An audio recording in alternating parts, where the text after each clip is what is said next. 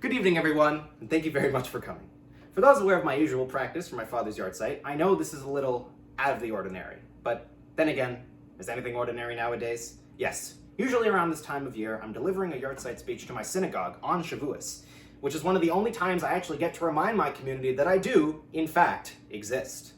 But, obviously, I've had to adapt to the circumstances, and since I can't give the speech on his actual yard site, the second day of Shavuos, I've decided to give my traditional speech a few days in advance to give as many people as possible the opportunity to hear it. Hence why we are all here on this lovely evening. As each year passes by, I develop significantly more as a person, inching ever closer to adulthood and maturity, as my Lego collection continues to grow. I've been told those two things are correlated. It was a bit of a weird doctor, but with every experience comes a new understanding. Every interaction, a new connection. Every bit of new information, a meaningful education. Every year I try to take new things I learned and topics I engage with and apply them to this annual address. This means everything to me and is one of the most important mechanisms I have to properly remember my father. But I'll be honest, guys, this year I was stumped. I felt like I had already done every meaningful subject in prior years. Psychology, philosophy, personality, friendship, community, transformation of failure, and that one time I just printed a Devar Torah from Chabad.org. Yes, I know, very original. With this comprehensive myriad of topics already covered, I felt like there wasn't much else to branch out to. So I decided to branch out myself and ask others for their ideas. Finally, I settled on the ever-important topic of communication. But I actually can't take the credit for that. All the credit for this topic goes to my amazing friend Chaya, who is just one of the many incredible people I met this year at York University, which I will get to later. She opened me up to the idea of giving a speech about communication, its importance, its significance, and its incredibly prevalent modern context. I personally like to think of communication as the linchpin of society as we know it. I know, a little dramatic, but if you think about it, everything we do, everything we interact with, everything we learn, every decision we make, are all various forms of internal or external communication. I'm sure we all recognize how incredibly important communication is in our lives. But have you considered that the very fundamentals of your personality have been entirely crafted by communication? Communication is how we learn everything. From the moment we're born, your family communicates with you, facilitating your crucial human development, teaching you how to walk, talk, express, emote, and to never go in the cellar because you do not want to know what's in there. Being with your friends and acquaintances and like-minded colleagues communicates to you what is socially acceptable and unacceptable. Everything our teachers taught us in school was communicated to us, teaching us all that we know, while our internal communication taught us to ignore literally all of it. Authoritative figures and entities in society communicate to us what to do and what not to do. Prominent religious and community leaders inform our most intrinsic beliefs and values. The culture around us, reflected in every form of multimedia, communicates to us what is popular or trendy. And for the record, to all those who keep asking me, no, I am not installing TikTok. If the world got to look at my dance moves, we would have another global pandemic on our hands. I can't believe I just made that joke. I just said that out loud. Great, okay. By recognizing these building blocks of ourselves and the society around us, we come to realize just how crucial and formative communication truly is. Fundamentally, everything we know is communicated to us externally, as various interactions with everything imaginable shape us as individuals. And this is only one realm of communication, the external. Our internal modes of communication are just as important to our well-being. Our internal communication takes all of the pieces from the external and deciphers them into adaptable, comprehensible pieces of information for us to take in. Within our bodies, every organ is communicating what it needs to survive. Every muscle to move, though there's not much here. Every neuron to flow in the right direction. All of these things are parts of internal communication. And that's more binary stuff, but our thoughts and opinions, although informed by external factors, are all developed internally. All of us have the capacity for introspection, wherein you examine and observe your own inside mental and emotional processes, which is absolutely key. The more honest you are with yourself, the more you recognize what you really want and need, the more easy and smooth your life will be. I believe internal communication is taken largely for granted in such a busy world. With so much going on all the time, all of us constantly tapping and scrolling on our phones, consuming all forms of media at rapid speeds, giant signs and advertisements essentially screaming at us what to do, there seems to be so much noise. And this overwhelming societal noise never stops, never pauses, because we take it with us in our pockets everywhere we go. With these devices opening us up to 10 times the amount of noise we're used to, I feel introspection has become more important now than ever before. To actually have the ability to be okay with standing still, sitting for a long wait without texting 6 friends, to actually pause, sit there, and think, this is okay. The stillness is okay. With all this noise, one rarely takes the time to pause, to think about what they really want, to recognize themselves as a person, and have proper dialogues inside their heads. This is all the structure of internal communication, leading to the ultimate goal of knowing oneself. To not tell ourselves, oh, I'll do it tomorrow, and honestly say, I'm not mowing the lawn for like a week. It's just not gonna happen. With so much nonstop noise and distraction, we need communication. We need to communicate honestly with ourselves to better balance our lives and grow more content with our realities. But hey, I'm not trying to paint technology as all bad. Without technology, I wouldn't be talking to all of you right now. I wouldn't have been able to get the word out about this to the extent that I did. Heck, I wouldn't have as much of a communication to many of the people watching if not for technology opening up brand new levels of consistent contact. There is no doubt digital communication can have its downsides, but the upsides are not to be underestimated. We can closely keep in touch with friends, colleagues, teachers, and that weird guy who somehow got your number. Oh, never mind, that's me. Sorry. For many of us, technology has built genuine, heartfelt, good communication. And that's the key here. The importance of communication, of good communication. With good communication, the positive possibilities for your life become literally endless. Learning not only what to say, but how and when to say it is something we all continue to strive for. No one is perfect. We all make mistakes. The occasional bad joke slips through, just in case you couldn't tell. Or when the waiter comes and delivers you food and tells you to enjoy it, you tell him, you too. We all slip up. It happens. But the more we mature and develop, the more we foster our communication skills, the more we will find genuine, stable, and dependable relationships on every level. Friends who understand each other, siblings who accept each other, spouses who know how to fully communicate with one another. These things take incredible skill to maintain. But in reality, the foundation of all of the most pivotal relationships in our lives hinder on good, balanced communication, which comes from a fundamental development of ourselves in relation to those around us. Once you build a solid, trusting, genuine line of communication with someone, it rarely fades away.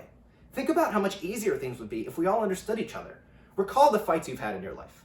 I'm gonna take a wild guess here, say a lot of them, if not most of them, happen due to miscommunications or misunderstandings. Now, that's human, that happens to all of us.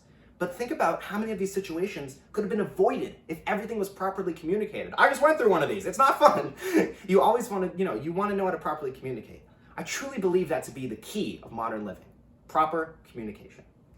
Proper communication is so key to us, in fact, that when we lose that ability, our entire lives can seemingly fall apart. Not being able to communicate how we feel, bottling it up inside, never externally fact-checking our own internal dialogues, this is how people's entire mental state crumbles and, in the worst cases, falls apart. Sometimes this is in our control. We have downswings in our lives, but we always find a way to get out of it, even if very painful in the interim. But the worst cases are when your communication skills are inhibited by other chemical presences in your brain. Sorry. Destroying your ability to even think clearly or logically. Mental illnesses and afflictions completely rewire the way we communicate with our brains and how our brains communicate with us. This was unfortunately the case of my late father, Dr. Aron Zeldman. My father was an early victim of the opioid epidemic. Because of the drugs the doctors put him on, his brain chemistry was completely rewired to the point where he couldn't tell up from down, piloted entirely by the brief highs found when taking the narcotic itself. Because of this drug, he lost his ability to communicate. He couldn't access the part of his brain that was a PhD psychologist, the part of his brain that enjoyed life and made it worth living, the part of his brain that truly loved his family. The good man my father used to be was completely obliterated by an external intrusion into his once brilliant brain, a parasite that entrenched its way in until the very end. He was robbed of the skills we use in our day-to-day interactions, the basic foundations of our social lives, something we don't often recognize the importance of. Despite anything he may have done, my father was not a bad man. He was a man robbed of proper communication by a situation completely out of his control. I bring this up not only as a remembrance for my father, but to serve as a powerful lesson for just how crucial proper communication is to all of our lives. When this basic skill is flipped on its head, via external factors or otherwise, we may lose ourselves in an uphill battle we cannot win. Let us remember my father for the man he was before this battle, and use his story as a reminder that people around us fight these battles every single day. In addition to communication being so incredibly important in general life, let us not forget how crucial communication is to the religion we ascribe to. A healthy religious life consists of many things, and these things can differ from person to person, but an undeniable fact for Judaism and any other monotheistic religion is connection and communication with God.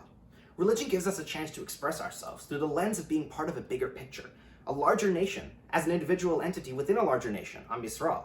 The connection we have to God, and subsequently the connection he has to us, is incredibly unique. One of my favorite things about Judaism, and I am ready for a bunch of my friends to roll their eyes at this because I say this a lot, but one of my favorite things about Judaism is this concept of God gets you. According to our belief system, God knows everything. He knows what was, what is, and what will be. He sees inside our heads, inside our lives, and our interactions. This may scare many people, but for me, I find it comforting. If I accidentally do something wrong, even if others perceive it as terrible, I always have the sense that God gets me. He knows I didn't mean it. Look, I'm sorry, but if you tell me you're a vegan during a steak dinner, I'm gonna throw a salad at you. Okay? God gets that, although he probably has a little more to worry about right now. This concept stretches even farther into the realm of repentance, a big theme in Judaism. If you genuinely do something wrong, later realize your mistake, and repent for it, God gets that. He gets the context, the circumstances, the things that are hard to explain to other people. And I'm not just talking about looking up at the sky, rolling your eyes and saying, sorry, God. He won't let you off the hook that easy, trust me. And evil is evil. I'm talking about genuine realization of a mistake, figuring out how to amend it, and moving forward even stronger. That's what God wants for all of us. Not to get caught up in our own errors, but to communicate to ourselves, to him, and those around us that we are sorry and we will do better. We're all human. God gets that. God gets you. One of the reasons I decided to embrace the topic of communication for this speech was to write about what a fascinating communicative journey I have had in my first year of undergraduate education. This past September, I began my first year studying psychology at York University, aspiring for clinical practice in the future, and hoping to one day become Dr. Zeldman too. Without the beard, though. Seriously, that is not a challenge I will ever win, okay? It's just not happening. As I attended my first lecture halls, I realized just how much of a culture shock my current situation was. The bubble of Orthodox Judaic culture I had been in since the day I was born was finally being popped as I grew to be a member of a bigger, more diverse society. Gone were the days of 18-kid private school classrooms, replaced with almost 500-person lecture halls. Not everyone around you is of the same religion or creed anymore. I had been in all-boys schools for 12 years. Need I even state how many problems I thought that might erect? But, despite this colossal shift, I seem to immediately fit right in. I'm a people person, and just in case you couldn't tell, I try my best to be extremely communicative. With university being no exception, I began to communicate openly with those around me, talk to my professors, initiating amazing dialogues and connections I will not soon forget. I even invited a couple of professors here. They might be here, I can't see, but if they are, that's really awesome. I made some great connections. I made new friends, reaching out to colleagues from every other culture imaginable and forming meaningful friendships. I even got to communicate my religious self in ways that I never had before, as I talked to people in other beliefs and faiths, explaining my faith to them, recognizing our differences, and coming to middle ground in spite of that. It was really an incredible experience talking to people in other cultures and relating them to my own.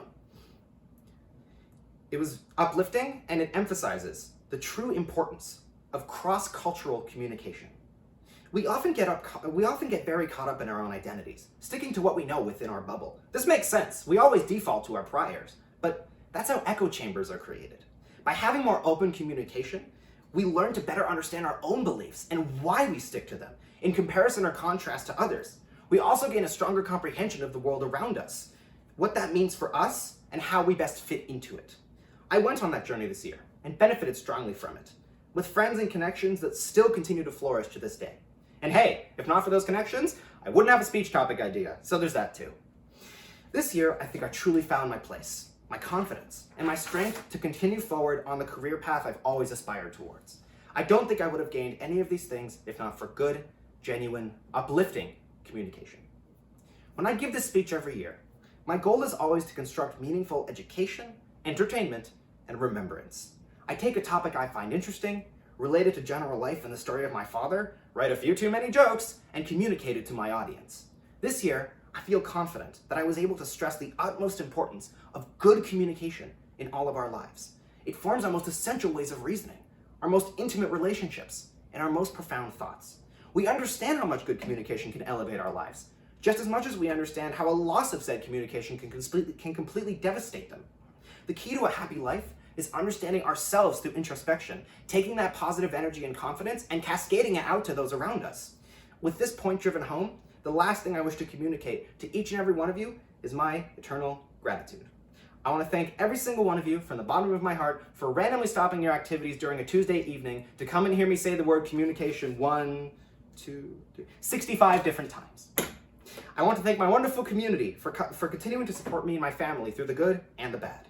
I want to thank every single one of my amazing friends, new and old, for everything that they do for me, including giving me great speech topics. Thank you, Claire. Without the strong social structure I have, the genuine connections I've made, I wouldn't be the person I am today. I really believe that. I want to thank my incredible family for all the love and affection they show me. As every fantastic family member I have, and Shayna, continue to support me in every endeavor. Lastly, I want to thank my father for everything he did and continues to do for me.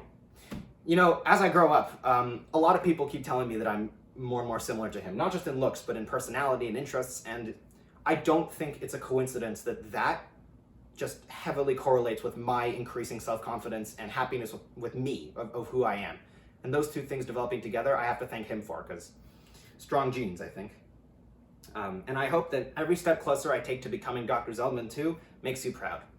I know you couldn't be here tonight, but come on, let's be honest. It's only a matter of time before Elon Musk manages to install Zoom up there. Once again, thank you all so much for coming. It truly means the world to me. I hope to once again give this speech under better circumstances next year in person, or even better, speak widely to all of you with the coming of Mashiach Tzidkenu b'meher b'yameinu. Thank you and have a good night. Did I walk off? I'm gonna walk off. Okay, now I'm gonna walk back in. So, not a lot of ways that, okay, whichever platform you were reached out to for this, I would really appreciate letting me know how I did, you know, whether it was text, email, post, whatever it was. I want to know how I did. Usually in person, I get a lot of, right now there are usually at least 20 people coming up to shake my hand, which is not a good idea right now. So really though, aside from what I wrote on the paper, thank you everyone so much for coming. You guys are the best. A lot of people in here that I love and adore, and yeah, everything is all good. I want to wish everyone a happy Shavuos, a happy week, happy weekend, happy everything, and just thank you so much for this. It really means a lot. Okay.